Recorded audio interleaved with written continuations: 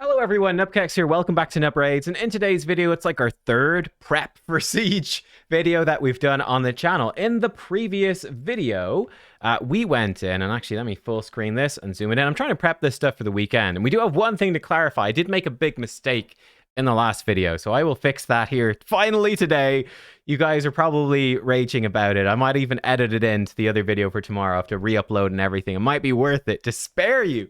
But in the previous videos, we looked at just the general mechanics of Siege, and I also broke down sort of my teams and how I'm feeling in terms of sort of faction, champion types, champion affinities, and then also in terms of the factions as well. What teams I would actually use, how I feel about them, etc. Now, the one thing I made a mistake on, and just to clarify it so it's super clear, if we come in and we try to set a defense in, for example, post 1, so, like, if we put in characters like this, there's no button to configure their AI, like there is in Classic or Tag Arena, and what you would expect to happen in what is basically an arena team. Basically, what you have to do is use your team setup. So I could come over here, and I can use my preset team, and there you go. I'm hoping that it works. I'll be honest with you, I'm not even 100% sure if the AI setups I have over here will carry over or not. It's not entirely clear, but maybe. I guess we'll find out when we test it, won't we? But in theory, that is how you bring in, hopefully, a team setup. It does mean you have to use your saved arena teams for that, which is a pain in the butt, by the way.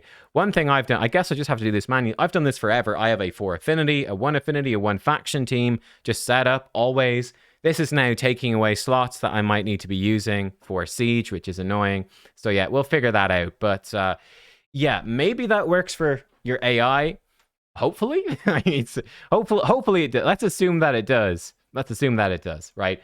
Well, let's jump over here. So what I want to look at then in today's video, now that's cleared up, is I think this would be another good step for you and for your clan, is figuring out how you can handle the different posts in the game, because every different post, and this will probably be randomized. For example, if I look at post 1, there's a few options here. Only champions from the corrupted, only high elves, or only banner lords. Okay, cool. So that's what we're going to be looking at today. How do we handle these different things? So I've got all this stuff worked out, and I'll share it all with you here so you'll have a quick reference for it. But corrupted, high elves, and banner lords. And then I would actually rate this. So I'm going to color rate this for me. So for me, corrupted, how am I feeling about corrupted? Ancora, Narcisse, Sifu, UDK. I'm feeling pretty bad about that one because I think Ancora and Narcisse are much worse on defense than they are on offense. Yeah, it's actually, you know what? Maybe actually I feel medium about that. We could maybe upgrade that to medium now. Seeing as I think what we'd need to do on defense, unfortunately, is turn off Ancora's A2, which seems crazy, but the problem is if we put her in with default AI, she's going to spam out her shield, and an enemy Narcisse is just going to destroy us. Whereas they can put in their Ancora and Narcisse, and not, because they're actually in control, they can have her just spam her A1. Now, presuming the AI works, I think we can actually upgrade this one to medium. So I'm going to say I feel maybe medium about the corrupted. I think Ancora and Narcisse are really good. I think Sifu, UDK are really good. Unfortunately, there's no mythicals in there. Crixia is the big one I'm scared of. But that seems like a fairly decent defense, actually. For high elves, who do we have for high elves? Lysandra, Arbiter, and Drissia Supreme Elhain. Not feeling too good about that. Now, to be fair, there's probably not too many teams that are feeling good about it. I think the only way you feel good about high elves is if you have Galathier, who is probably better than... I'd say, Galathier on his own is probably better than the next 3 best high elf champions combined. Is that incorrect? I don't know. I feel like that might be correct. I feel like that might actually be true. Galathier is better than the next 3 best high elves combined for this sort of thing. Like, the next best would probably Lysandra, Arbiter, and probably the Supreme Elhain.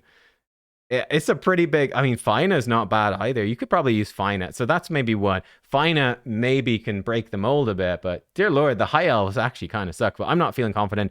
Banner Lords, I'm also not feeling confident. So I'm going to go in and I'm going to color code these one by one. I think this is well worth doing. So let me show you the full list, first of all, and then let me show you how I'm feeling about it. So this is the full list. for what we have in the different posts. Now, one thing to note on these posts is, of course, so here we go. Let's look at some of the frequent things. Like I noticed for me, like HP is something I feel pretty good about. There's lots of HP showing up. Talarians are showing up quite a lot as well. The factions are fairly more limited. There's a few of these question marks. I'm not actually sure what this is yet because you can't see it. Let me show it to you, and we'll talk about the fact that you can't activate these everywhere either. So this is on stage 10. So if we look at post 10, which is right here, I'm not sure what this perk is. If it wants to, this one right here, I don't have enough mana orbs, so I can't even preview it. So I'm not sure what it is. It looks like maybe no turn meter disabled, which I mean it's okay, but I don't know. I feel like you can use so many champions. Is that really worthwhile?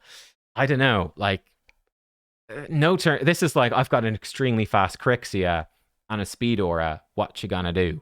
That's sort of how that feels. Or I've got a really fast Yumiko and a really strong speed aura and a really high, one of the blessings that makes your aura stronger, intimidating presence. I'm gonna lock you out. What you gonna do? For then mythicals? I don't know. I'm pretty sure that's turn meter. Let's say I'll leave it as question mark for now until it's confirmed. But I'm pretty sure nobody has enough mana orbs for this anyway. The first time through. This is also something to note. You will not have enough mana orbs. You only have 250. So at most, you can activate one of these posts and have some mana orbs left over, but you can't do more than that. I think that might be a strategy, perhaps, is to activate some of the posts and try slow people down. What might be better is like with a defense tower, to have people submit to this and activate a bonus that's going to affect both. I feel like these bonuses are much weaker, but it would benefit two different teams. So you could maybe do that. We'll have to figure out the exact theory right now. I think long term, you get more mana orbs for winning attacks, and you get lots of mana orbs for rebattling and re-attacking these mana shrines.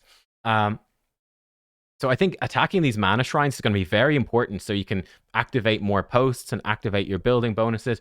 I'm pretty sure these building bonuses are going to carry over, I think, between sieges, because I don't know how you would do it otherwise, right? Like, yeah, if you keep your mana shrine alive, you get 130 of these. It's not a ton. Like, if it costs you, like if we come to post, whatever this post is, post 12, if it's costing me 230 to activate Bannerlords, that's not sustainable. So I'm assuming you activate the post once and then it's activated, is my guess. We'll have to see exactly how that pans out. But you won't be able to activate all of these straight away. But it could be, I honestly think it could be pretty powerful. I think the broad strategy for this, guy, so we'll talk broad strategy.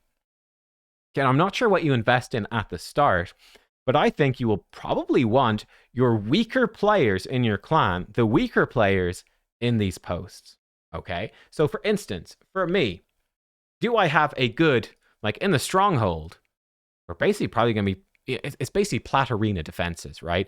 There's very few limitations for the specific champions. Like, yes, there's some bonuses, but broadly speaking, plat arena type defenses seem like they will be extremely strong because you can use almost any champion. So, do you have Galathier, Crixia, Lazarius, all those mythicals?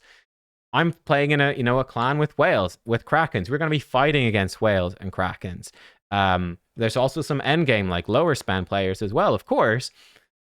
I think you put your big krakens in here with the best teams because you can only use each champion twice for attacking. Which means by the time you get to the stronghold, you might have been worried about a team before. I think that's the goal. Put your weaker players here, set up something nasty, and go. So let's look at, for instance, let's look at number 2. Let me put in my rank. So this is what I think is also helpful. So let me give you my color coding. So I got to zoom out a little bit to grab it all. But I would color code this, and let me actually change corrupted to... was it corrupted? Yeah, corrupted I'm feeling actually a little more confident on, which actually makes this much better.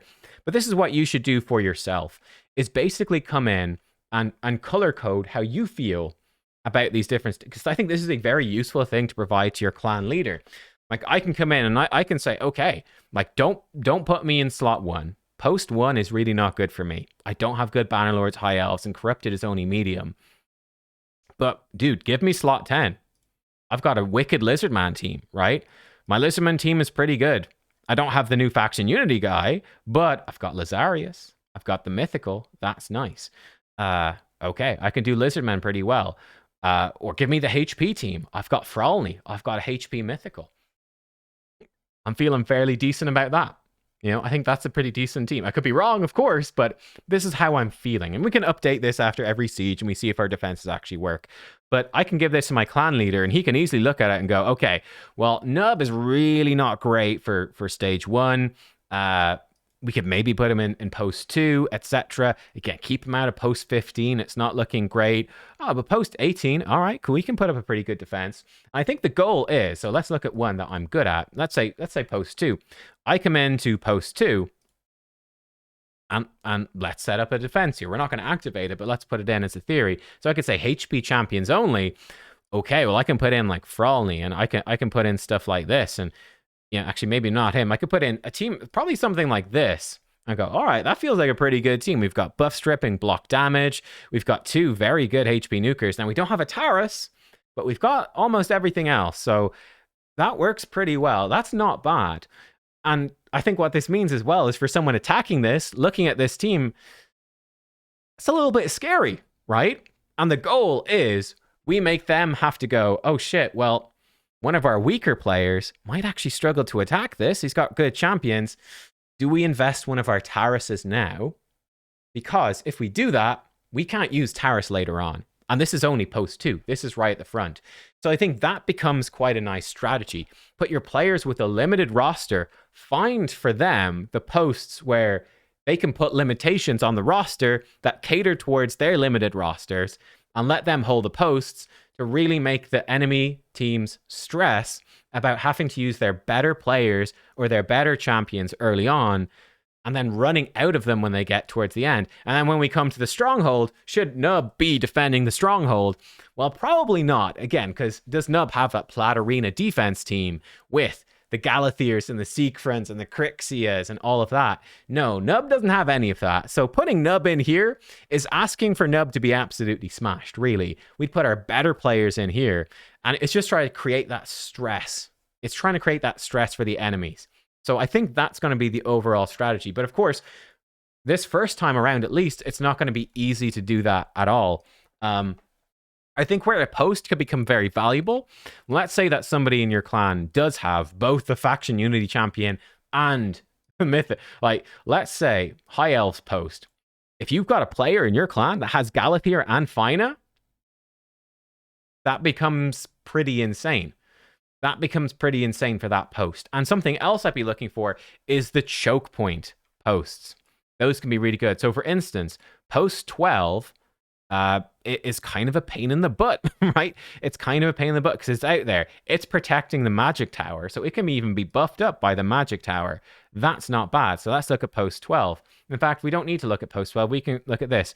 Bannerlords, Talarian, and support. So, I mean, look, if someone's got a really good Taurus Marishka defense, you could put that in. Or Talarian, like Taurus Marishka with like a Siegfriend. I don't know, with Siegfriend and Galathir. That could potentially work as well. So you could potentially set up a really nice one at post 12. Over here, I mean, post 15 is not bad. Again, that's buffed by a magic tower. Post 15 is not a bad little choke point. It's buffed up by the magic, it's sort of protecting the magic tower. It's it's limiting access to the defense towers here as well. Let's look at post 15. Post 17 is pretty good as well. So post 15 is Ogren, Barbarian, Corrupted. Ooh, that one's pretty spicy, but you could put in a decent Crixia defense in there. That could maybe work. Could be a pain to deal with. Or you could just be like, put in a really good Barbarian defense. Like if somebody has, I mean, it's risky with your Armans and whatnot, but you could do it like a really fast Armans. You could put that in the Barbarian section, and Armans plus the mythical, that could be kind of a pain. If you got the faction unity as well, that could totally work. 17 is Galean and HP. So that would be a pretty good spot.